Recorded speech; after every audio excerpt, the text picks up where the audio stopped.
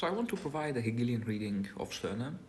Before I provided a Hegelian reading of Plato, as we saw, Plato relegates freedom to destructive particularity. He misunderstands the full dimension of freedom, according to Hegel, which for Hegel is the reconciliation of the universal and the particular, which then creates a singularity. For Plato, the universal and the particular are just opposed, and the particular has to be restrained, has to be negated. And so the Callipolis, as we saw, emphasizes the universal at the expense of subjective freedom. In Stirner, we have a philosophy that completely wants to negate the universal. It wants to rebel against the universal. It sees the universal just as a constraint on one's self-ownership. The universal alienates us from our true nature, from our particularity. And that's all we are. Any kind of universal for Stirner is just an empty spook. So what I want to do is first to provide a Hegelian reading of Stirner, to understand Stirner's egoism as a solution to a fundamentally Hegelian problem of alienation. So Stirner is a Hegelian in the sense that he wants to achieve unity of the self and the world, just as Hegel is all about unity of concept and thing, reason and actuality, the self and the world. Striner also is concerned with unity. However, Stirner's egoism is of course very un-Hegelian in its spirit, because it undermines, as we'll see, intersubjectivity. And intersubjectivity for Hegel is fundamental to subjectivity. It's the conditional possibility for subjective freedom. I will also discuss this in my future videos. But for Hegel, subjective freedom can only be realized in a proper intersubjective community. That's why in the philosophy of right, the ethical life, which is the full actualization, the positive actualization of freedom, involves becoming part of a community, involves marriage, involves love, involves political life, all of which Stirner negates in the name of the ego. So for Stirner, you are alienated whenever you're possessed by something sacred. In everything sacred, there lies something uncanny, that is strange, such as we're not quite familiar at home. What is sacred to me is not my own. So you are alienated whenever you lack ownership of something. If there is something that you don't own, that you don't possess, well, you're alienated then. You cannot reconcile yourself with that thing. That thing remains something that is uncanny, something that you're not at home in, something that is the other. And so any fixed idea that you cannot appropriate, that you don't own, that is not yours, leads to alienation. So what are the examples of a fixed idea? Well, I think the most reasonable one is God, right? So God really illustrates this very clearly. So God is something that is sacred, it's fixed, something that we don't own, that we don't control, something that stands above us, and something that alienates us from ourselves. We're not in control.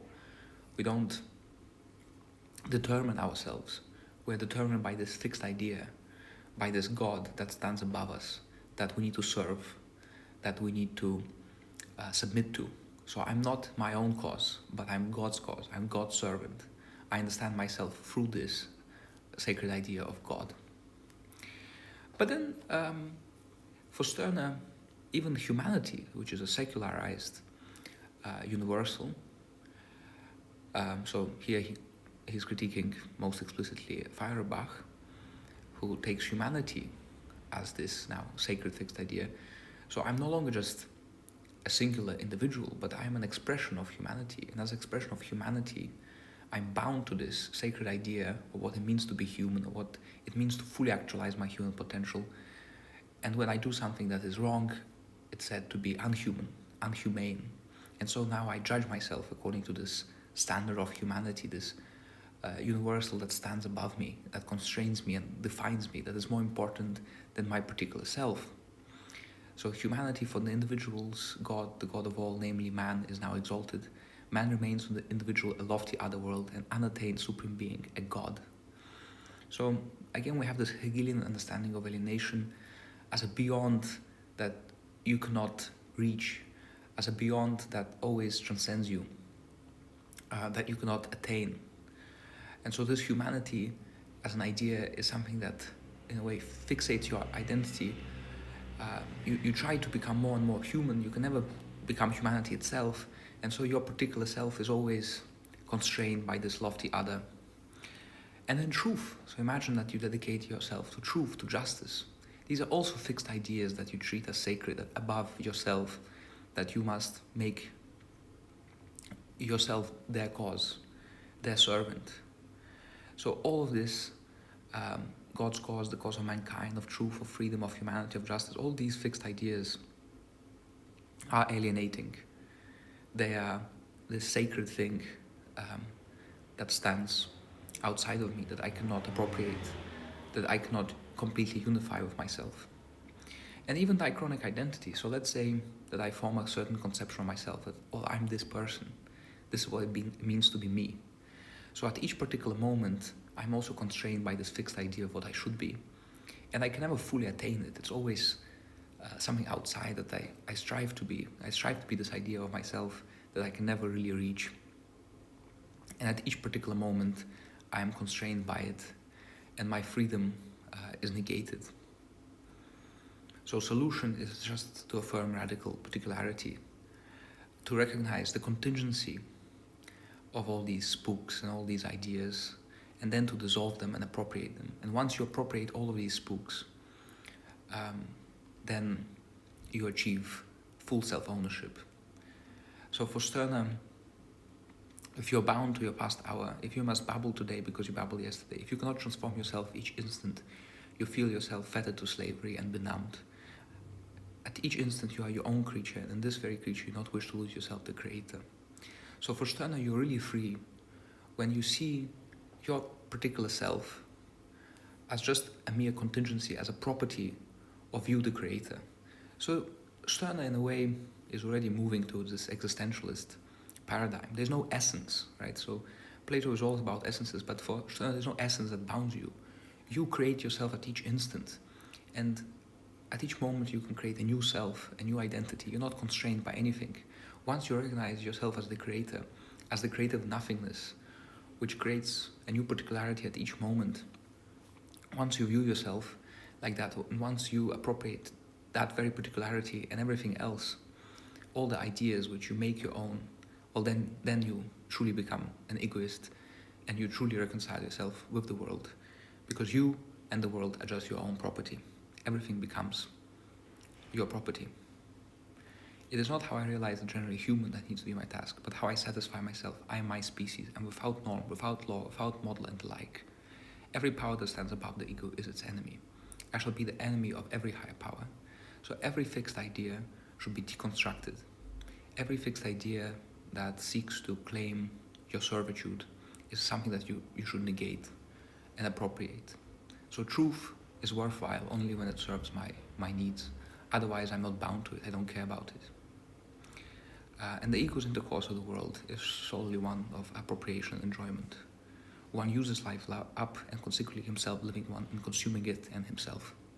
So life is, in a sense, this pure consumption, pure negativity, negating each particular self, creating something new, consuming that self, and ultimately consuming yourself and the whole world. So intersubjective relations become despotic once they become fixed and sacred. Once I take my family ties to be something sacred that I must adhere to, even when they don't satisfy my particular interest. Well, this becomes despotism. I become alienated from myself. I cannot do what I will at each moment. I'm constrained by this idea of family love that I'm bound to. But for Stirner, love must be my property. I must appropriate love. An object does not know how to acquire my love. I need not love, and I fix the purchase of my love quite at my pleasure. My love is my own only when the object of my love is really my object or my property. I owe my property nothing and have no duty to it. As little as I might have duty to my eye, if nevertheless I guard with the greatest care, I do so on my own account. And for Stirner, so again, this is a very Hegelian move. History is a progression towards egoism. At first, we have these ancients, and he compares the ancients to children. They are awestruck by the external world, by nature, by cosmos, and they bow to it. They see themselves as the insignificant thing that stands in awe to the cosmos, to the nature. But then gradually, this nature, this cosmos to which the I had to bow, becomes dissolved by the mind. So the sophists and philosophers, they use the mind against the world. They make the mind more real than the world. So we already see this in a way in Plato. You transcend the world, the mere cave, and you descend into the realm of forms. So the mind was used to construct this whole spiritual world with these universal forms of freedom and justice and beauty. And now mind becomes the true essence, opposed to the world. The world is negated, and the mind, the spirit, is raised above all else. But ultimately, the mind now gains this sacredness. It stands above me. But I must appropriate both the mind and the world. And once I appropriate also the ideas, once freedom becomes just my property, an idea that I can use at will, once truth and justice become my ideas, that I construct, that I create, that I use to my enjoyment, well, then I become truly my own. As Stirner concludes, the ego on its own, I'm the owner of my mind, and I'm so, and I know myself as unique. So uniqueness is this radical acceptance of particularity. I'm not bound, I'm not just a manifestation of the human, I'm not God's servant, I'm not a creation, I am the unique one. The owner himself returns into his creative nothingness of which he is born. So this is the very existentialist move in Stirner.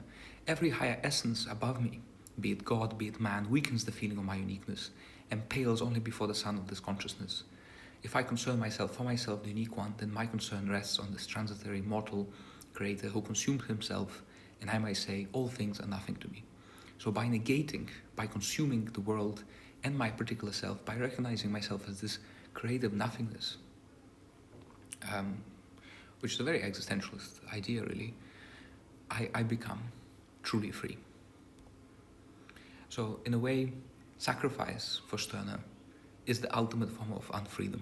When you sacrifice yourself to some other, you alienate yourself. You're no longer your own.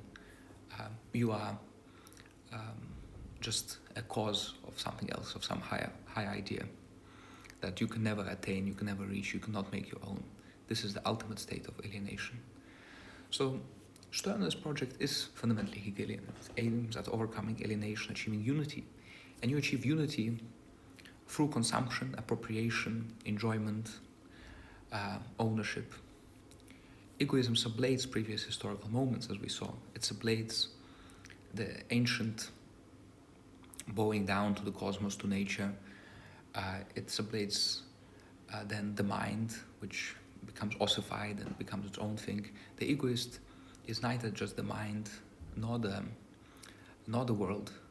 He sublates the two. He's this creative nothingness that appropriates both the mind and the world and appropriates everything. And there's only one relation that the egoist has with the world and with others: appropriation.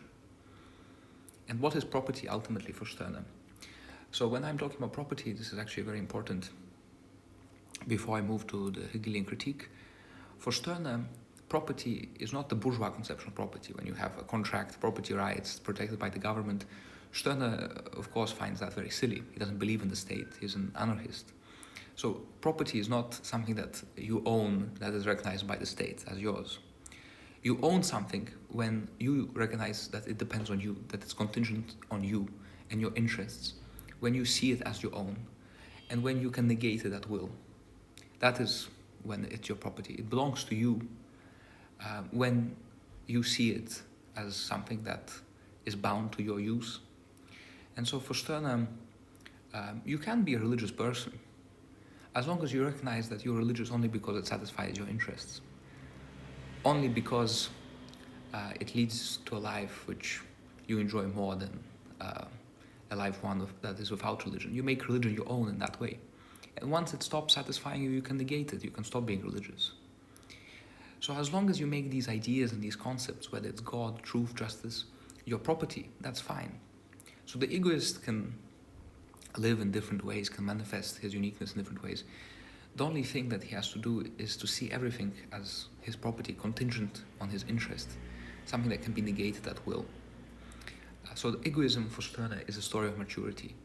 It's the way a child who is at first afraid of the world, who is awestruck by nature and how wonderful it is, and how nature resists his own interests and is not bound to them. And then the mind, as it becomes more acute in the youth, it negates the world. The world is not so interesting. It's ideas that are interesting. And so this youth, this idealist, is talking about freedom and about justice, all these different forms. And ultimately, once this idealist youth matures, he becomes the egoist. He recognizes that both the ideas and the world are just his or her property. And then he becomes truly free for Stirner, an owner of himself. So the Hegelian critique. The Hegelian critique, first of all, is that Stirner fails to really emphasize uniqueness, because a creative nothingness is not unique. So in a sense, your essence is nothing, is creative nothingness, which is not unique, and yet you have to recognize yourself as unique. So there's some tension. It's a kind of unhappy conscious because it oscillates between two essences. It oscillates between this particular self, which is this contingent property, and the creative nothingness, which is the true essence of the ego. And then I will also elaborate on the external critique. I will mention it very briefly now, and I will develop it once I make another video.